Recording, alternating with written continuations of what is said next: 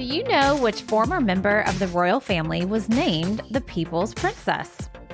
Do you know who Elton John rewrote his song Candle in the Wind for in 1997, renaming it Goodbye English Rose? Do you hear the name Camilla and instinctively cringe? If you answered yes to any of these questions, you might be a Xennial and a Princess Diana fan. And we are too. Hi there, everyone. I'm Dani. And I'm Katie. And today on Generation In Between, we will be talking about the late Princess Diana. But before we get started, let's do some shout outs and circle backs. Katie, do you have any today? I just have kind of an important one. One of our Jennifers that listens to the show, she works in mental health, and she let us know that the frontal lobe is fully developed. I think we had said like 23 or 24 or something. She let us know it's age 25. 25. I keep wanting to look at the camera. So we're filming for the first time today. Yes, we are, guys. We are now. It's weird. Whether or not this ends up on YouTube remains to be seen. Facts. Because we may be like, no, we're not posting that. But we will put on social if there's a YouTube video for y'all to check out. Yeah, sorry. Didn't mean to interrupt. And I keep running into the mic. We're I know, weird. this is not like going the well. camera turned on and we're like, what's going on? Well, we're both performers too. So that probably just throws us because we're like, eyes at the camera. Not really. This is podcast. This is recording. Okay. Absolutely. So that's my main one. Do you have any? Frontal lobe is fully developed at age 25, which means the legal drinking age is 4 years before that. Wow. You're legally an adult 7 years before that. You can drive 9 years before that. So yeah, like young people who are adults, maybe not completely yet. And Katie, when Jen texted us about this, we were both like, oh my gosh. I was like, well, I was married before my frontal lobe. Katie was a mom. Yes. For the first time. Before. So we're just going with that we were advanced developmentally to be able to handle those things. Exactly. But just so y'all know, if you have a 22-year-old in your home and you're wondering why they aren't acting like an adult, it's because at least their brain isn't quite there yet. They're not full grown yet. Not okay. Yet. Not Give yet. them time. I do have a shout out today. Do you have any more before I? Nope, that was it for today. Okay, so this is fun, and I haven't told you this yet. Sometimes I tell Katie things, and then we retell them on the podcast. So this time, this shout out goes to a couple members of our OG Jennifer named Patrick. Yes, his family. Oh. So he has a younger teenage sister that is our older son's age. Her name's Brianna. She is now a devoted listener. What? And she let me know they even have their mom listening as well. Wow. So 2 generations of non-Xennials listening to the Xennial Podcast. I know. That's perfect. So anyway, thank you, Patrick, for sharing the love across the generations in your fam. Love it. We also want to say thanks to Patrick and his wife, Dina, because they let us know about this cool little event happening called As If 90s Fest. It's happening on May 18th in St. Augustine. So Generation In Between is taking our first field trip. Yes. And if you will be there, let us know. Yes. We would love to run into you. Yeah, find us. On purpose. We'll be in matching outfits. Take a selfie with us. We'll give you a sticker. We're just going to be walking around, meeting people and kind of telling about our podcast. Patrick and Dina will be there as a vendor. So find Shiznit and find some amazing Xennial merch. Okay. I love that. So yeah, I think that's all of my shout outs. Yeah. I don't think we have any circle backs. So look at us knowing things. or forgetting. Or just forgetting. That we needed to say something else. But either way, we're just going to keep going. So back to our topic. So Princess Diana is our topic today. And some people, when I was telling them we were going to do a whole episode on her, they were like, well, why is that relevant?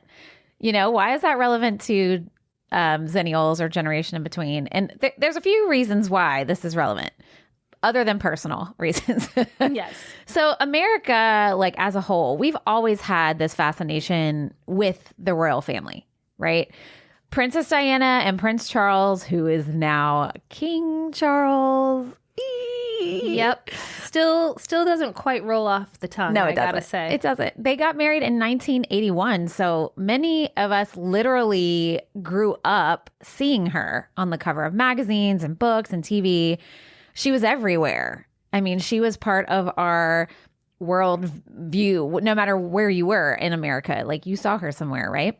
And even though she was a part of British society and culture, Princess Diana became this prominent American / worldwide icon during the 80s and 90s. She just did. Personally, my mom was a huge, and still is, Princess Diana fan. She also was really fascinated. I don't want to say she was a fan of the royal family, but she was fascinated by it. Like, my mom fell into that group of people who just wanted to know all the things, but she adored Princess Diana. I remember she had all the magazines, all the books. So little Dani in the 1980s and 90s, I grew up knowing who she was, all about her life. My mom had this secret plan for me to like marry Prince William. I'm pretty sure all of our moms of this age group. I mean, Kate Middleton is our age. Oh, yeah. Yeah. I mean, we'll talk about that in a second. So is Prince William. Yeah. Right. So I grew up knowing all about her, which we talk about in another episode as well. She was somebody my mom not just thought was beautiful and loved her fashion, but she really loved her humanitarian heart. And we'll talk about this in a little bit. And so for me, that was part of my childhood, which sounds really bizarre to say Princess Diana was part of my childhood, but she was. She died in 1997 when I was a senior in high school. And my mom was just distraught. And I remember that. I can still remember that night very clearly, which is very odd that you would remember something like that, but I do. So yeah, that's my personal take. Katie, what do you remember, or did you know anything when you were growing up? Yeah, I don't really remember consciously knowing about her probably till I was a teen and like reading my own things. My mom, to my knowledge, wasn't really into it. She didn't read celebrity magazines. She barely watched TV. Like, she just wasn't into it. I'm sure she was aware of who she was, but I don't remember her getting her books or anything like that. But I know when I got to be the age where like I was really into like movie stars and Hollywood and stuff like that. So probably like early high school and then throughout, college and all of that, I became aware of her because she was in that sphere. Yeah. Of these like uber crazy, famous, beautiful, wonderful people. Right. And also around the time that I became aware of her was when like the divorce was happening and the things were actually, it was kind of like the age where I could sort of consume some news myself. Right. I guess. And of course, I mean, I guess there was internet, but there wasn't like the news stream online. It would literally be like on TV news programs or magazines at the grocery store or the gas station or wherever else I may have consumed, even newspapers. But I remember I had a summer job at the beach where I'm from in Northwest Indiana on Lake Michigan. And I don't remember all the details of when she passed, but I remember being at work when I became aware of it. So I don't know if someone told me or if we even had like a radio on talking about it, but I just remember kind of not thinking it was real. And we might talk about some of this today, all the conspiracy theories, and there's still several out there. Yeah. But in those early days, there were a lot. There was like, the queen had her killed. Yeah. This guy she was dating was part of like some sort of mafia and they had her killed. Charles had her killed. Camilla had her killed, Yeah. Whereas, I think the prevailing theory now is just that it was a high-speed paparazzi chase and it was a car accident. Yeah. And it was a drunk driver driving. The driver was extremely intoxicated. That they found in later on in the autopsy reports and all of that. So and that's proven scientific fact. It's on the records, and it was just a bunch of unfortunate. I mean, it was a horrible accident. Is really what it was. Definitely, and so.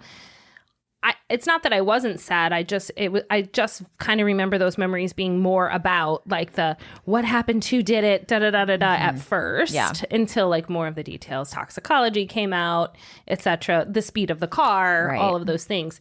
But that being said, I've gotten to know more about her throughout my adult life, and then obviously recently with the show, and I've definitely always admired her. I'd say. Since I was young adult through now, for the reasons you listed, obviously feeling some sort of I don't want to say sympathy because I don't think that's like necessarily what she would have wanted. Right. But really being like, man, that really sucked. Like what you had to do. And I can't believe this is even a thing that women go through in this institution. So there's that. And then as I've learned more about like the postpartum depression, the eating disorders, you know, just really kind of identifying with how a person can have so many issues, as we all do, and yet change so much for the good. Right. Like the humanitarian side. And I don't know, I think it brings me comfort, my modern view of her, that like I can be struggling with something, but that doesn't mean I can't impact other people or still make a difference or still move forward in my own life. So that was kind of a long-winded way of saying childhood, don't remember her that much. But my teen years, and by the time she passed away, she was in my conscious mind. In your vernacular or whatever. Yeah, and let me also mention that Prince William, like we said, is indeed a Xennial, as well as his wife, Kate. So William was born in June of 1982. Kate was born in January 1982. Both born the same year as Katie, who is May of 1982. I think they graduated high school the same year as me. Look at that. Like, I was class of 2000 and so were they. Look at that. Remember that. So I am 2 years older than all three of them. But alas, though, Harry, who is my favorite prince, he is not a Xennial because he was born in September 1984. And remember, Xennials are 1977 through 1983, our little micro generation here. So he was almost a Xennial, but he was close. Well, I guess not almost because it's the tail end of 84. But anyway, he's Xennial. What is it? Adjacent. Adjacent. Kenny always has to come in with the words for me. I knew it. Xennial adjacent. He is. And okay, so here's the thing. I was trying to figure out a different kind of spin on this episode, kind of like Katie did with Brittany. There is so much biographical media out there about Princess Diana. So much. There's podcasts. In fact, one of our favorite podcasts, You're Wrong About, did a whole series. If you haven't listened to it, you need to. I've listened to it. You have? Yeah. Oh, it's so good. They did a whole series just about the biographical information with her, about Diana, on You're Wrong About. We'll put that in the show notes. So I didn't want this to be like the same old thing and just giving you all this information about her. So, as y'all know, Katie and I are big musical theater fans, Avi, and we're both performers as well. So there was this little musical written about Princess Diana's life that premiered in 2019. You may have heard us talk about it. It is actually called Diana the Musical. They did not get very creative. Diana. I was sick last time. I know. So I needed to do it She again wanted this to time. redeem. Yeah. Yes. Here's a fun Xennial fact. So Diana the Musical was written by Joe DiPietro. I'm probably saying that wrong, as I usually do. And David Bryan, who is the keyboardist for Bon Jovi. Okay. Doesn't all the music make sense I was now? like, everything just clicked into place. It all makes sense. Yeah. Yes. So not to go into the weeds with all this, the musical was a commercial flop for lots of reasons, which is debatable. Hello, pandemic. It's one. But the mix of campiness with sincerity created a huge fan base, especially when the Netflix film version became available for streaming in 2021, which is the first time Katie and I saw it, was on the Netflix version. Katie and I are both fans. We've watched multiple times. As y'all know, I was recently part of the local production at Henniger here in Melbourne, the regional debut of the show. It is not commonly done yet. Not yet. So we were the first on the East Coast to perform it. And I think we did a great job. Okay. They did. I wasn't in the show, so I can say that. They did a great job. And I would be surprised if it didn't inspire like other people to now want to do it. Yeah, I hope so. Because I'm sure they were like, oh, I want to do this show. It's so fun. You know? Yeah. It's fun, but it is also very emotional. Like I love when I saw somebody describe it when I just said campiness mixed with sincerity. I thought that is such a great way to describe the show. And I think Diana would totally love that. Anyways, so the spin on this episode, we are going to discuss fact versus fiction, comparing Princess Diana's real life to some of what was portrayed in the musical. Ooh, okay. Okay? I like That's that. what we're going to do. So fans of the musical and fans of Princess Diana will love this one. But even if you're not a musical theater fan and you do not know much or anything about Princess Diana, stick around anyway, have a listen because you might learn some new things. Absolutely. Okay? Also, I'm excited. We have a part 2 of this episode that we filmed. Was it last week or the week before last? I think it was last Monday. It's like, what is today? But today is Thursday, so that would have been a while ago. Yeah, Katie and I have had a Thursday that feels like a Monday. Oh, it's been a day, you guys, and it's not even 10:02 Oh, it is a.m. 10. Oh Just now 10. It's been a day. So we have a super fun part 2 of this episode we recorded before with the amazingly talented performer Amanda Hornberger. She played Diana in the Henniger's production. And y'all have actually heard us shout her out before because she's also a devoted in-betweener. Yep. And now she's our very first guest. Yes, and she corrected one of our trivia episodes. Did. Thankfully. On Rugrats. Lil Dill Rugrats, which we debacle sufficiently forgot. I would tell you right now what she corrected and what's right, but I don't remember. I remember what the question was about, but I forget what the real answer There we go. is. That should be our tagline for lots of episodes. I don't remember. But anyway, so make sure you check out part 2 of that to listen to our little chat with her. It's a lot of fun.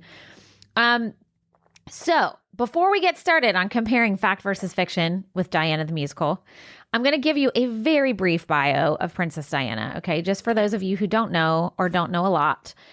And I actually got this from the official website of the royal family. Oh. So lots of things can be said about this, and what we can kind of make some little sound effects as I read. Okay. I shall be ready. But here it is. The late Diana, Princess of Wales, was born the Honorable Diana Frances Spencer on 1 July 1961 in Norfolk. She received the style Lady Diana Spencer. I don't even know what that is. Sorry. The style, I guess title, but it said style. She received the style Lady Diana I think Spencer. It should be title. I know. I don't know what that means. Maybe that's what I copied and pasted. It's probably a British thing. Probably. Lady Diana Spencer in 1975 when her father inherited his earldom. Lady Diana Spencer married the Prince of Wales at St. Paul's Cathedral, in London on 29 July 1981. During her marriage, the princess undertook a wide range of royal duties. Family was very important to the princess, who had 2 sons, as we just said, Prince William and Prince Henry, a.k.a. Harry. I forgot that his name was Henry. That too. After her divorce from the Prince of Wales, side note, they separated in 1992, lived apart, and then their divorce was finalized in 1996. Oh, wow. So it took a while for them to finally grant them the divorce. The princess continued to be regarded as a member of the royal family. Girlfriend, I have to pause. I read that and I was like, are you kidding me, royal family? Yeah. What? Okay. Anyway, facts will challenge that. But whatever, that's what they said. Diana, Princess of Wales, died on Sunday, 31 August 1997 following a car crash in Paris. There was widespread public mourning at the death of this popular figure, culminating with her funeral at Westminster Abbey on Saturday, 6 September 1997. Even after her death, the princess's work lives on in the form of commemorative charities and projects set up to help those in need. Okay, thank you for that last sentence, royal family, because yes, she was very important. What are commemorative charities? So it's like in her name. Oh. The charities are in her name. Yeah. It sounds like you're saying these nice little charities this little thing she liked to do, like collecting things. Yeah. I don't know. So there's lots of shade here, I feel like, but it is the royal family and they do that. So anyway, that's her little tiny brief bio. With some commentary thrown in by me and Katie. So let's get started now with our list. I have a whole bunch here. We can talk a lot about it. I have a lot of resources on this one too. So check our show notes if you want to check my facts. I'm not just going based on my own memories because Lord knows how that goes. You may recall the Dill Lil Rugrats situation aforementioned. Oh, yes, I'm a spilled coffee. All right, so here's the first one. Diana was 19 years old when she started dating Charles. Yep. Definitely did not have her frontal lobe developed there. Oh, no. So this is spoken about in several lyrics and lines in the show. The show opener is the song Underestimated. There's a line that says 19 and naive. There's a line she says to Camilla in there how old she is. In the song Whatever Love Means Anyway. Charles doesn't know how old she is when he proposes. And he's like, and you're just, and she says 19. Oh my gosh. Right? Anyway, it was indeed true. She was 19. But here's something that's interesting. Before they were engaged in 1981, they had only interacted face to face about a dozen times. Wow. And one of which was she met him briefly when she was 16 because he was dating her older sister, Sarah. Also spoken about in the musical, also true. Tori played an amazing Sarah. Yes. Yes. And if you're wondering why she always was holding a drink in the show, Sarah was an alcoholic, I think, up until the day she passed away. Oh, man. Actually, I'm fairly certain she did pass away. Now I'm scared I said that wrong. So question mark. Question mark. I didn't do research on that part. Sorry. Anyway, so yeah, they only interacted like face to face a few times, which is bizarre, but also pretty common in upper royal British higher class, whatever. Right. It's kind of like when they say something on papers, right? That was the case. And I think they even reference that, right, in the musical, and maybe we'll get into that, but where they say, like, the Queen's like, oh, she's the perfect person, blah, blah, blah, but had, like, not even really met her at that point. So what do you mean by that? Like, exactly. Yeah. So I can't imagine marrying someone that you've interacted with 12 or less times. I know. But, you know, I actually know a couple people in my life who had arranged marriages where they never met. And they have been happily married. Okay. For probably about 15 years now. So okay, it's pretty impressive. So it can happen. Unfortunately, it didn't happen for Diana and Charles. Yeah. But anyways, so she was 19 when they got engaged, and then that was in 1980, and then they got married in 1981 when she was 20. But Charles was 32. So let that just sit for a minute. He was 32, engaged to a teenager. Yeah, and I mean, so don't get me wrong. Adults who have an age gap, my husband and I have a 9-year age gap. But my frontal lobe was developed. See, I was about to say, how was the lobe? I was 28 when we got married. So I think it was developed when I met him too. So again, not saying it's okay for me, but not everybody else. Right. But I just mean, there's a huge, I feel like the gap between a 19-year-old and even like a 23 or 24-year-old, it can be really big, is huge, man or woman, whichever direction.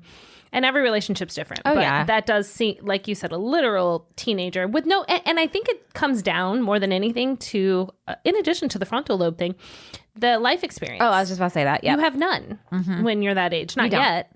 So even just a couple years of life experience at least gets you closer to the level of other adults. But in Diana's case, you know, the shelteredness anyway of her family life, and then the age, Yeah. It's just, that's a big gap. Big gap. So that was indeed true. So they got that right. I actually there was a lot in the musical that was based on fact, and we talk about that a little bit. And in fact, I won't go into all the things because there's a lot. And Amanda and Katie and I talk about some of them. We talk about her postpartum depression. We talk about the book. We talk about James Hewitt. We talk about some of the factual things. So I tried to do things we hadn't talked about yet, if that makes sense. So if you're listening to this and you're like, wait, but you didn't talk about this, this, and this. If you're like a huge fan, don't worry. We may talk about it in the next one. So correct. Listen to the interview with Amanda. Yes. So here's another fact. Diana was a kindergarten assistant teacher. I think they call them kindergarten helpers. That's what the line was in the show. But listen to this. She was the first ever royal bride to have a paying job ahead of her engagement to a royal heir. Wow. Yeah. Really? First one. Wow. Okay. Isn't that interesting? She was like I just said, kindergarten helper at the Young England Nursery School in Pimlico. Oh, I think it said it was like outside of London, or it's like a suburb or whatever, like an upper class little suburb area. Okay. If you're British and you hear this and I'm wrong, just add us. We're used to being wrong. It's fine. It's okay, so yes, she was actually a little kindergarten helper, which is just adds to her charm, in my opinion. Yeah. Also a job I could never do. Respect. Okay. But that is hard. I think that also speaks a lot to her heart because she loved kids. She loved being a mom. She tried really hard to make sure the princes had as quote unquote normal as they could childhood with doing fun things. And she wanted to be with them. Like, right. It wasn't like just send them off with a nanny. Like she wanted to do the which things. is usually done in the royal family and even British, what's the word I'm looking for? Nobility. Right. Right. And she didn't want to. So I think that speaks a lot to her heart. Okay. Here's another one. Diana did meet Camilla before her and Charles married. Okay. So I'm going to give you a little, I'm not going to go into too much of Charles and Camilla because, okay. And we do talk about some of it with Amanda as well. We did. Yeah, we got into it a little with that. But I will tell you a few things. So here's the deal for those of you that do not know, because I think Katie said she didn't realize some of this when we talked about this before. Charles and Camilla have been in each other's lives off and on, romantically and not romantically, since the early 70s. Wow. Yeah. And they got married in 81. Diana and Charles, excuse me, got married in 81. So they had already known each other. They had a romantic interlude, and then whatever. I'm not going to go into all those details. But they have been connected to each other for a very long time. And they were connected long before he met Diana. A lot of people think like Camilla and him were having an affair like that began during his and Diana's marriage. That's not true. That's what I always thought. It re-sparked during that time. But I mean, they were in the same class, so they all attended similar social events, so they did meet, they did interact, not as specifically as it's done in the show, like where at the show opener, they meet at a party and it's like, hello, I'm Camilla, and hello, I'm Diana. I couldn't really, it never really, all the history I've read hasn't really set a particular moment in time that they like met. Okay. Now, if you watch The Crown, this is like a side note, they have this whole scene that's totally for TV. Like, and this is Camilla and Diana meeting. Yeah, sorry. Okay. Camilla and Diana. Okay. Sorry, rewind. So we don't know the moment they met. And we really probably don't know when her and Charles met either, just that it was around that time. We don't know like the exact location. And it doesn't really matter. Honestly, it doesn't really matter. But when Diana originally met Camilla, Charles only told her that they were friends. He did not tell her they had a dating history until after they were engaged. Wow. Yeah. Which is interesting. Yeah. Like, it's kind of like, why tell her at all? It was almost like you wanted to have her, and then that would be suspicious. Because if you dated someone that you were truly like, oh, it didn't work out. You'd be like, oh, we used to date, now we're just friends. Yeah. Right. I mean, I think leaving it out says something for sure. I think omitting information sometimes is just as bad as lying about it. Definitely. Right? Definitely. So, yep. So they did meet. They did know each other. And yes, Camilla was indeed at their wedding with her own husband. So that is in the show, the wedding scene. She's there with her husband, Andrew. Yes. That really did happen. There are pictures of her at their wedding. Oh, my God. I kind of want to look them up, but I kind of don't. Yeah. And Diana spoke about that a few times. And in fact, Diana even remembered what she was wearing. Like what Camilla was wearing? Yes. What? In the middle of all that? Oh, wow. Now, granted, in hindsight, maybe she just remembered because she saw a picture. You know how like your memory plays tricks on you? I don't know. But she did speak about it several times in interviews I've seen about, yeah, she was there. And she had on this gray pillbox hat and blah, blah, blah. Wow. I know. Dang. Yeah, girl. Dang. So, lots to be said about Diana and Camilla and Charles. There's a line in the show that says a marriage of three. Yes. That actually was something Diana said. Wow. And we'll talk about it more in a little bit. I haven't, like every show, I was not prepped on this. I'm just following along. No, she's just following my notes. So I don't know if you're going to talk about this, but in the musical, they kind of repeated several times Camilla basically saying she picked Diana out. Oh, yeah. So do you know anything about that? Okay. Was it her like saying, was she really encouraging of this marriage, or was that just for the musical? That I came across that in several like like, there's a whole bunch of people out there who have compared the musical to like real life history. Okay.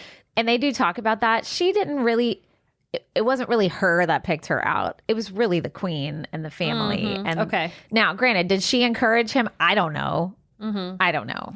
I just noticed in the musical it comes up a lot. But he probably, Yeah. I mean, but I don't know. I don't know. I can't speak into that specifically. Yeah, and maybe it was just, and I'm just hypothesizing, the kind of thing where she knew he was going to have to marry someone else. So of everyone, maybe she did approve, which sounds Right. weird to say because it's not really her place to approve or not. But like, because of all the reasons that she does say in the musical, she's young. They thought she was going to sort of be a pushover. Right. Exactly. And it didn't turn out that way. But perhaps she was like, oh, yes, that's the one. I mean, I think probably. Yeah, probably. Weird. I know. So here's a fun one. Diana was a big fan of music, especially pop music. Yes. Yeah. So in my absolute favorite number of the show, This Is How Your People Dance. It's in the very beginning of the show. It is a huge, fun, poppy dance number where Diana is at a cello concert with Charles, and she's daydreaming because she's so bored. She does not want to be there. And she starts kind of, it's a musical, so you sing your thoughts. So she, in her daydream, she's envisioning that they're at a rock concert, and she gives all these shout outs to like Queen and all these other pop bands.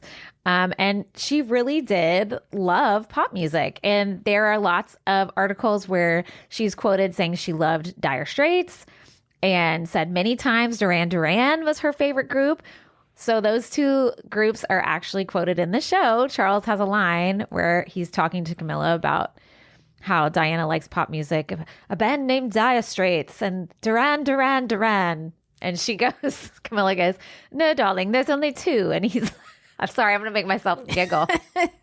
And she goes, no, darling, there's only two. And he goes, two what? And she goes, Durans. It's simply Duran. Never mind. It's like, I can't.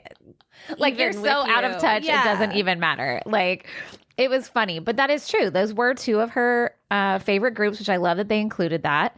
She loved the music of George Michael and Elton John, both of which became her friends in real life, which I just think is the coolest thing ever. That's so cool. And she told Lionel Richie back in the early or mid 80s that his song Hello was one of her all-time favorite songs. Wow. Yeah, and he sang it for Prince William at an event, and he's like, before he sang it, he was like, your mom told me this was one of her favorite songs. And I love that so much. I know. It kind of like goes both ways there, right? Because on one hand, if you're Lionel Richie and the Princess of Wales, Princess Diana, arguably the most famous woman in the world, is like, your song's my favorite, how flattering would that be? But then if you're Princess Diana and you really idolize these people, for them to show up at your kid's birthday party or become a friend, I know, that's pretty cool too. I know. Like, so it's both like, she probably felt a lot of joy from that, and they were probably like, oh my gosh, like, she is a big fan of ours. That's wild to hear from her. I know. Yeah, that's very cool. So that's fun. But she also did, on a side note, she loved pop music, but she also loved lots of other kinds of music as well. She loved the three tenors. She loved classical music. It wasn't just, they kind of make it out to be like she was this, pop music extraordinaire, but she liked all kinds of music. Right. So pop music was just kind of in there too. But she did love pop music. Yes. Okay. So back to Diana and Camilla. All right. We're back. Are we ready? I don't know. It looks like there's a lot. There's here. a lot. What's going to happen? It's good. Well, the reason there's a lot is because I took direct quotes from the book. Okay. So Diana and Camilla did have a confrontation at a party. Man, I wish I would have been at that party. I mean, even though I was 2. Yeah. Whatever. I'm sure they're glad you weren't. Yeah. So one of the numbers on the show, Main Event, which actually I did not enjoy the number at the time, but actually became one of my favorites because our improv moments were great. And here's why. So Main Event is based on a real life confrontation between Diana and Camilla where they're at a party and they end up having this argument. Okay. And I'm going to give you the lowdown on this. So Diana spoke about it herself in the self-recorded tapes that Andrew Morton used for his book on her, which we talk about with Amanda. So we'll go into that on the next one you listen to. So are we ready? Yes. So Diana showed up, unplanned, by the way, to a 1989 birthday party for Camilla's sister. Yikes. Yeah. Well, like I said, they ran in the same groups, right? So I mean, yeah, it's not that big of a stretch, but it's still, ooh. I know. But it was a birthday party for Camilla's sister. And Diana claimed that she confronted Camilla at that party about her affair with Charles, which had just resumed. So they just got, because they've been up and in and out. Like I said, they've been in and out of each other's lives romantically and unromantically for a long time. They had just picked back up again. Okay. And Diana called it one of her bravest moments. Wow. So here's what she said. I walk into the house and stick my hand out to Camilla for the first time and think, whew, got over that. She said, Diana said Charles was baiting her the whole journey on the way to the party, asking her why was she even coming. And then she decided to greet Camilla with a formal handshake instead of her usual kiss hello. So I did that out of order. Sorry, I put that quote in the wrong spot. Okay, there you go, guys. So normally at like a friend's party, Diana would give a little kiss, but instead she kind of stood back and put her hand out. Okay. Yeah. All right. So body language. Got it. And she shook her hand. And while she was at the party, so they go about their party life or whatever, Diana said she had this realization she couldn't find Charles or Camilla. And so she goes off to find them, right? And other people at the party tried to stop her. Oh, because here's the thing. Charles and Camilla's friends helped them have their little interludes. That's also mentioned in the musical, also true. Okay. So Diana said she found a happy, these were her words, happy little threesome going on, but not that kind, not that kind. Okay. Because when I read that, I was like, what? No, not that kind. But it was Charles, Camilla, and another man were just together, happily chatting, chatting away in this little private area. And so Diana asked for a private word with Camilla. Ooh. So here's what she said. She goes, so I said, Camilla, would you like to sit down? So we sat down and I was terrified of her. And I said, Camilla, I would just like you to know that I know exactly what is going on. Whoa. And she said, I don't know what you're talking about. And I said, I know what's going on between you and Charles, and I just want you to know that.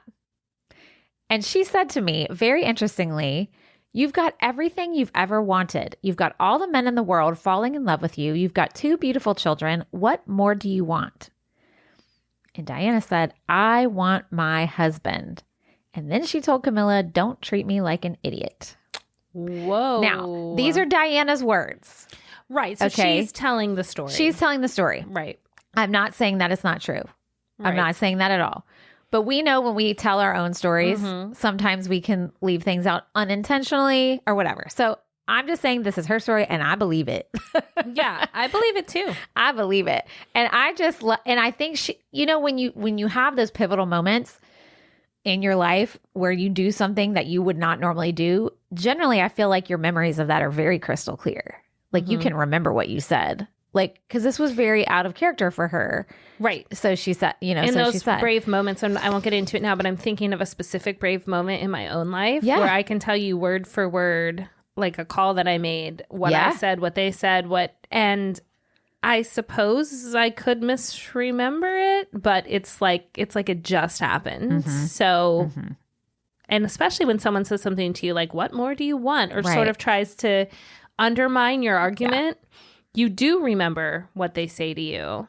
And sometimes it's that thing where you're like, dang, I should have said this. Know, always. Or in the moment like this, you say just the right thing that you want to say. So I think this is probably pretty close. And I also think Camilla did feel like that. Like, oh, I'm sure. Like, what do you care? Right. Like, you have all this stuff. Just let us have our thing. And Diana, had to kind of say, well, that's not enough for me. Like, I married him because I loved him, not because of all these other things that I have, which are great. But to kind of undermine her feelings or even almost make her seem silly. Right. To want to have this monogamous relationship with her husband. Right. I think you would probably remember when a person said something like that to you. Yeah. Yeah. And I mean, they did treat her, and we talk about this with Amanda too. they did treat her like she was not very smart. Mm-hmm. And she was. Right. They wanted her to not be smart. They wanted her to just sit back and just let things happen to her and just do your role, do your title, look pretty in your stuff, be a little princess. Right. And she wasn't. That wasn't about her. So. No, she wasn't about that life. So on the way home from this party, Diana said Charles was all over her like a bad rash. Like he was super mad. She said, I cried like I have never cried before. And she said it was just adding to 7 years of pent up anger. And that was another scene in the show. Mm-hmm. They're in the car together and he's, after main event and, he's talking to her and they're just like, okay, fine. That's it. Now, did that really happen? I don't know. But like directly after that party. Right. I don't know. Not. But she said on the ride home, like he was reaming into her. He was so angry that she came to that party and then had the confrontation and ruined his nice little evening out, I guess. So King Charles. Don't come for me. Well, it's okay. I don't mind. I know. Come on. No, not really. Don't really give me your best shot. Really don't though. Charles, you were wrong. You were totally in the wrong there. Correct. She was not wrong for addressing something you and Camilla were causing. Yeah. None of that was her fault or wrong for bringing that up. So, I hate that. I know. But he also, I feel like because of, and I'm not saying this is an excuse at all, but because of his position in life, he's so used to just, you say the word and it goes the way you want. It's not an excuse. So then when you have someone who's like, well, I'm not just going to do what you want. And it's not someone you can just fire, like a butler or something or a driver. It's like someone the whole world has seen you enter into a marriage union with. His frustration was probably palpable. Again, not saying it's excused, but he probably literally had never had anyone do that to him before. Right. He's little Ever. Mr. Prince. And even his own mother, like, whatever. Oh, do this, do that. But like, even then, how much confrontation over the years did they really have? Right. Yeah. Yeah. So that's crazy. So you're like, oh my this, God. yeah, you're ready. Like I'm ready. I just looked down and saw it, y'all. I just saw the next point. Diana really did call Camilla the Rottweiler.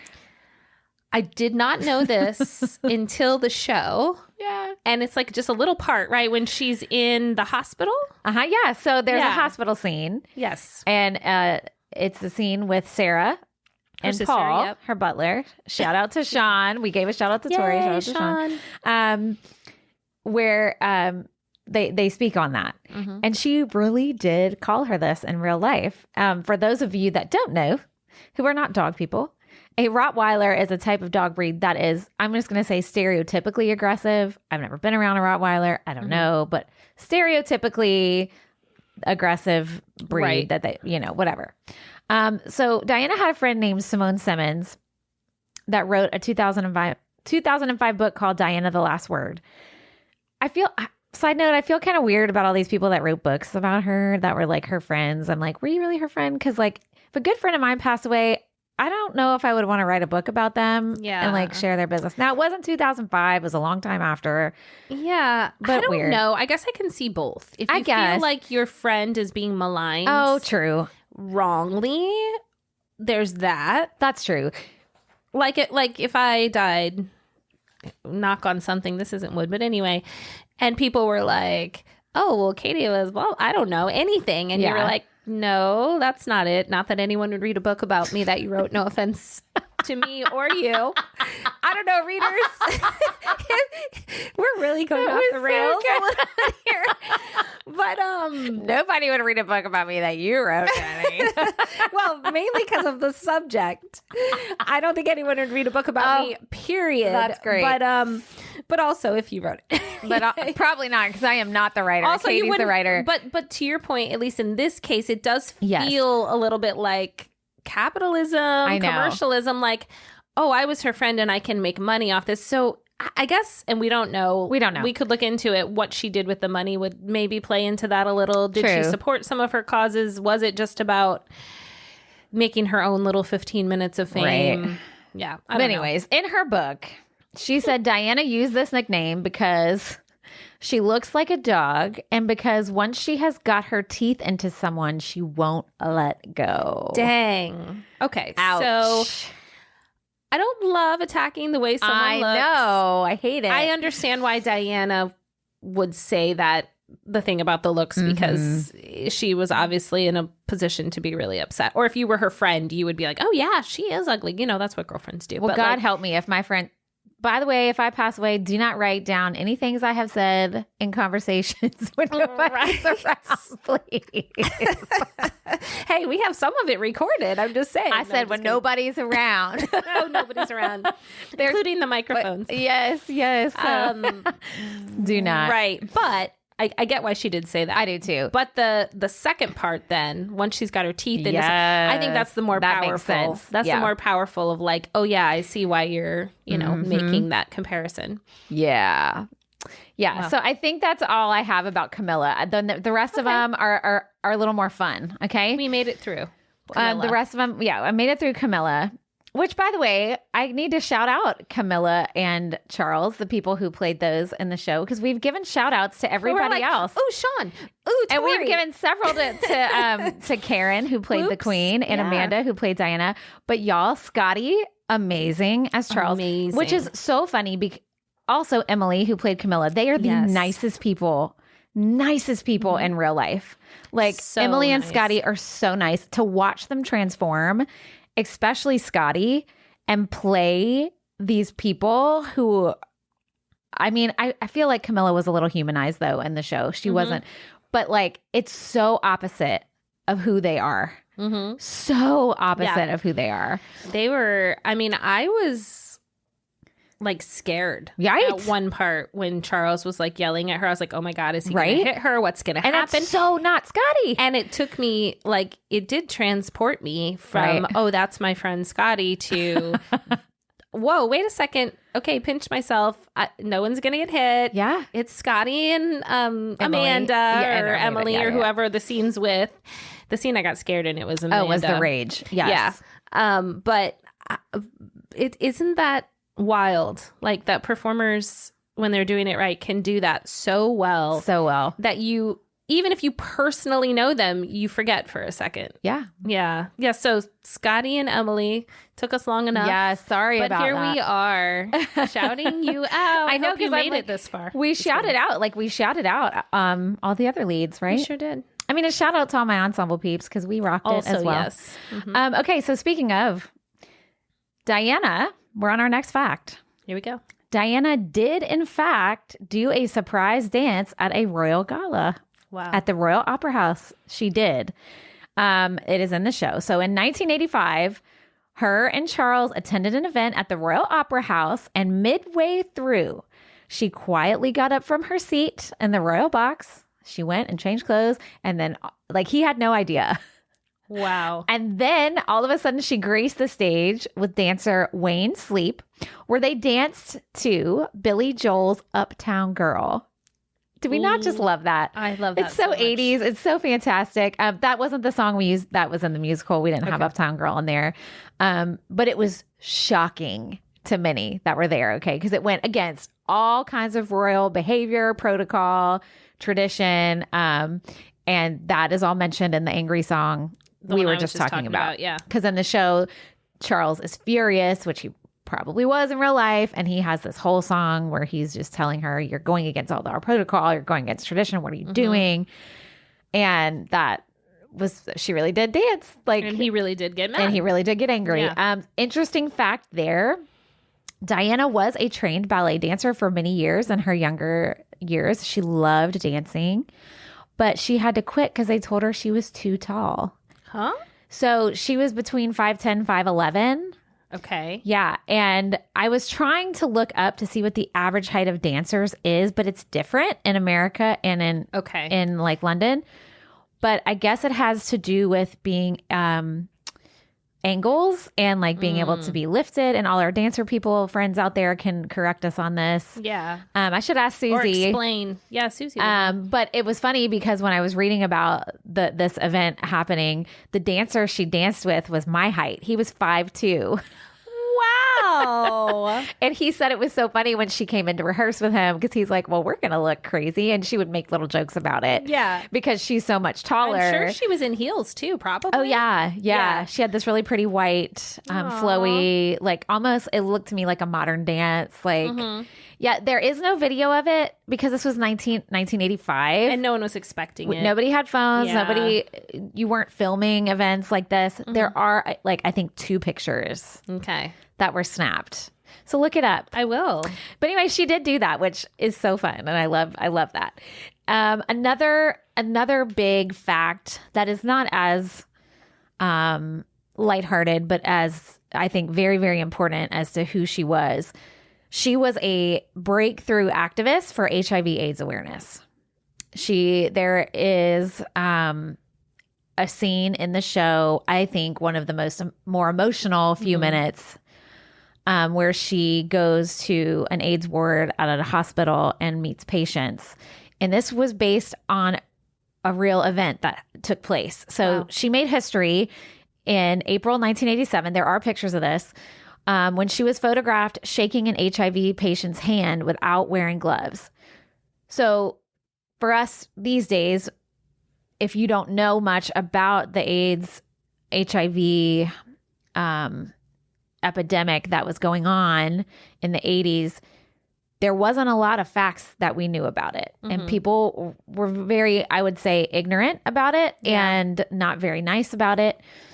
And there's a lot of fear. And for her as a royal, not even just a normal human being, but as a royal member to go into the hospital and willingly, as we know, HIV/AIDS is not transmitted through just regular contact. It has to be exchange of fluids and all the things, which, by the way, they did know that at that time too. Good point. They did. Yeah. But people, anyway, for her to not only be there, but to shake hands with no gloves, and she had them photograph it, was on purpose and intentional because she wanted awareness to rise in the general public. And this was huge. This photo alone helped spread the message of HIV awareness and educate the public's perception of the illness, which is huge. Yeah. And like I said, that was in the song Secrets and Lies. That day in April 1987, the princess opened the UK's first HIV/AIDS unit at London Middlesex Hospital that specifically treated patients infected with the virus. Wow. Yeah. Okay, so the day of that picture, she was opening. Okay, so it wasn't like her first interaction with the illness necessarily. So it was different. So the scene in the show has the AIDS ward is already built and like she's coming to visit, which she did plenty of times. Right. It was like her, but in real life, the first time that she opened it, that's when the photograph happened. Got it. Does that make sense? Yeah, that makes sense. And I mean, that's kind of hard to explain. Right. You couldn't do that musical. In a 4-minute song. And it gives the same impact in the musical. Right. You see that she's among the people who are sick and touching them and talking to them and elevating the awareness. Yeah. Like you said. And humanizing, I think humanizing the patients that were there and showing the public these patients are humans and they need our love and they need our help and they're sick and they don't feel well and we want to help them. Right. Like they're not like needing to be shunned away. And like, you know, a lot of in the song, people were like, I don't want to be in pictures. I don't want people to know, because it was this what's the word I'm looking for? It's the stigma that you didn't want to have on you. And she was trying to break down all of that. Right. And also, you know, I thought a really powerful moment in that scene in the show was when she's saying she wants to take a picture and the different men in the scene are saying different things and they say, oh, my family doesn't know I'm sick. And one of them says, my family doesn't know I'm gay. Oh, yeah. Which, again, not everyone with HIV and AIDS was gay or is gay, but that was part of the stigma back then, was that this was a disease for gay men or whatever. So therefore, maybe you have both things. Yeah. They go together. Right. Which in some cases they did, but that was part of, and I just thought that was a really powerful moment in the show. And then, it just keeps going. It's a very quick moment. Yeah. But it made me like, geez, like I know. they were just as worried about their family knowing they were gay at that time as they were of them knowing that they had this horrible illness. Yeah. Like how awful. And right. to your point, to not be feeling well, to be dying in some cases. And to feel so lonely. Yes. Like that must have been so lonely. And then you have this royal family member coming in saying, I am here for you. I love you. Let's chat. Because she didn't just make appearances at places. Right. She got involved. Yes. And I think that was what set her apart for so many people. Was she wasn't just there to shake hands and to get wave. a picture taken. She was there to be involved. Right. And to get to know you and to laugh with you and smile with you and hug you and all these things that were not traditionally, not that they never happened, but they weren't traditionally done, especially in British society. Right. So anyway, so that was a serious, important thing that was in the show. And we go from that serious fact to something very lighthearted and not very important. But many of the things Diana wore in the musical Netflix version and even in the Henniger version, everyone, were close as possible replicas. Yes. So Diana was known for her fashion eventually. Like she kind of evolved into this fashionista, right? And they tried really hard to include some of her iconic pieces in the Broadway show. And even though Henniger is a community theater, they also, props to the costume designer and our director for making sure some of those prominent ones.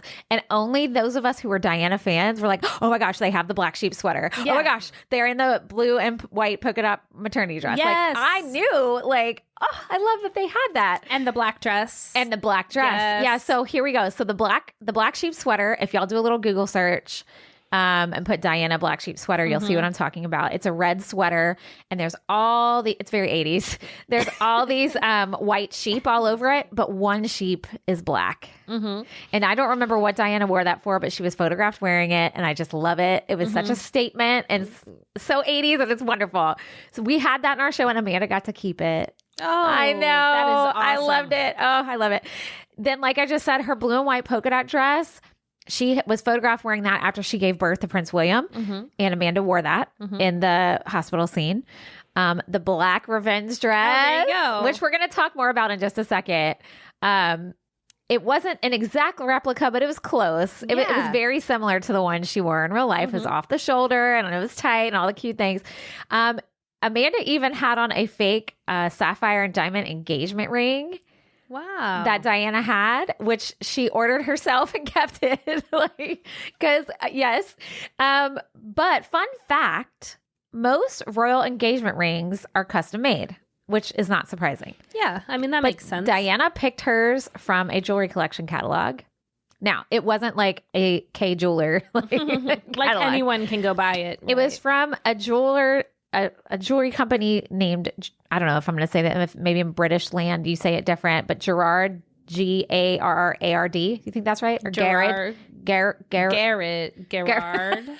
Danny and Katie do British. I don't know. Whatever. That's their name. They were founded in London in 1735. Wow. So they've been around a minute and they became the first crown jewelers in 1843. Okay. So they were prominent through the crown jewelers, but it was already like she's like, oh, I like that one. Okay. I know. I was just like, okay, all right. So anyways, that was just that's a fun little fact. So one more thing, we're going to talk more about the revenge dress. Diana did indeed wear a black revenge dress after Charles admitted his affair with Camilla on a national televised interview. Oh my God. That really did happen. Okay. So, for those of you that don't know, let me give you a little backstory. So Charles did go on TV. This was after the book was published. Hopefully I'm getting my timeline right because I didn't write the notes down. Of Diana had the self-tapes that Andrew Morton wrote the book about. Again, we speak more about this with Amanda, so I won't give you all the details. Nobody knew it was Diana who gave him the tapes, by the way. It was anonymous until after she passed away. And she said in the book that him and Camilla were having an affair. So he decides to go on national TV and admit to it after this comes out. I don't know the reasoning for that. So an interviewer asked him if he had been, quote unquote, faithful and honorable during his marriage. And he replied, yes, until it became irretrievably broken down. P.S. Those are exact lines in the show. And I know this because I was the interviewer. That's right. And Scotty was Charles, obviously, in that moment. And those were the exact words. Now, there's a whole other interview. You can Google it. It's on YouTube. So that very same night that aired, there was a scheduled appearance for Princess Diana at a gala hosted by Vanity Fair. Okay, you know the magazine, Vanity Fair. She had something planned to wear. She had originally planned to wear this Valentino dress to the event. Like I said, she was a fashionista. But when the outfit was leaked to the press, we have some flyovers going on. What is happening? The outfit was leaked to the press. They were like, ooh, look what Diana's going to wear. She decided to make a switch. She wanted to wear something else. And it was the famous off-the-shoulder, figure-hugging black little number by Christina Stambolian. Does that look like I said that right? Yeah. Okay. That's right. It had actually been in her closet for 3 years. Wow. I know. So she's like, nope, But she was like, oh, well, this got leaked. Let's wear something else. Now, granted, did she probably look at that and be like, oh, yeah. Oh, yeah. I'm going to look good I'm going to look good tonight. Yeah. And so that's one of the more fun, really fun numbers in the show. It's with her butler, Paul. Yes. The FU dress. It's so much fun. And I loved hearing the audience's reaction when that song started. Yes. Especially those people who were Diana fans, because I knew it instantly. I could hear them hollering and hooting and hollering. Yep. I even heard one lady one night go, "Go, Diana." Yes. It was great. And then Scotty and I come in on this little interlude to do this little fake little interview for like 2 seconds. It's not very long. It's like 3 or 4 lines. And as we go off, the queen comes in to do her little part of the song. And I could hear almost every time after Scotty and I would leave, because he would say, yes, until the marriage became irretrievably broken down, somebody would go, oh. Or like, they'd be like, oh, or something. Yeah. They would say some little sound effect. It was great. But anyway, Diana's FU message was sent, received, and marked by society and in history books when she wore that little black dress to that Vanity Fair event. So it's true that the night the interview aired, she wore the dress that night. True. Wow. Okay. Yeah. And it was so funny because, like I said, I grew up knowing all about Diana. And my mom, when I told her I got cast in the musical, which I auditioned on her birthday, which is a really fun fact. That's right. When I told her I got cast, I was like, Mom, you need to watch it on Netflix. And she only watched it for like, I don't know, 30 minutes. And then she quit watching. And she's like, I don't know. And I was like, go back and watch it, Mom. Like, you need to go back and watch it. And I think you'll like it. So she did. She watched it a second time. She loved it. But before she watched it that second time, I was talking to her about the costumes. And I was like, Mom, they included like all these iconic looks of Diana's. And I said, and there's this song called the FU dress. And she's like, oh, it was the black dress, wasn't it? Like, she knew exactly what I was talking about. Yes. I love that. Because it's so iconic, like, especially for Diana fans. So anyway, that was real. That was true. Whether she sang a song about it with her butler, I don't know. Who knows? I mean, maybe. I'd like to think they did, Maybe. So those are all my facts. I love it. Those are all my facts. Those were great. Comparing. And like I said, there are plenty more. We talk about some with Amanda. There's plenty more I didn't allude to. We speak about Diana's battle with mental health things in the other one. I didn't want to talk about that today. But anyway, that kind of brings us to the end of our little fact versus fiction. And I would say it's too late now to go see the musical at the Henniger, unfortunately, but it is on Netflix. So it is. If you haven't, not the Henniger's version, which I mean, I think it should be. Should be on Netflix. So good. Seriously, you guys, it was so good. People who did see it are shaking their heads and going, yep. And if you're not, I don't care. I don't want to hear what you have to say. Don't add us, okay? Add us about everything. Only if you love us. But that, okay? Or I'll field those myself. Don't worry. I have a response ready to go. But watch it on Netflix, and then either re-listen to this episode or just take what we talked about, and then you'll be like, oh, that is true, or that was something, or she did wear that. Yeah. And this will all kind of like play into that. And I thought this was a really cool way to present this. Like you said, there's some great podcasts and documentaries and all the things. So this was a great way to kind of tie it to the experience that is seeing this musical and your own like fandom of Diana. Yeah. This was really interesting. Yeah. I just thought, and we do things different here on Generation in Between, right? We do. We got to keep it something different. But anyway, thank you for listening to Generation in Between, a Xennial podcast. If you all liked what you heard, please share us with your friends of all generations, just like Patrick does, and leave us a review wherever you listen. You can find us on Patreon and become a monthly supporter to have access to bonus episodes, which we are going to record some more soon. Yay! All that info is in our show notes. So until next time, I leave you with my favorite ending line to Diana musical, which is the Netflix version, not the Henniger version, because it changed. But it is this. The people who will change the world are not the ones you think will change the world. Oh, I love it. Yes, me too. So true. And I know you listeners are world changers, so you can appreciate that. Yes. All right. Well, we'll see you guys next time. Don't forget to listen to part 2. Our interview with Amanda. See you next time. Bye. Bye.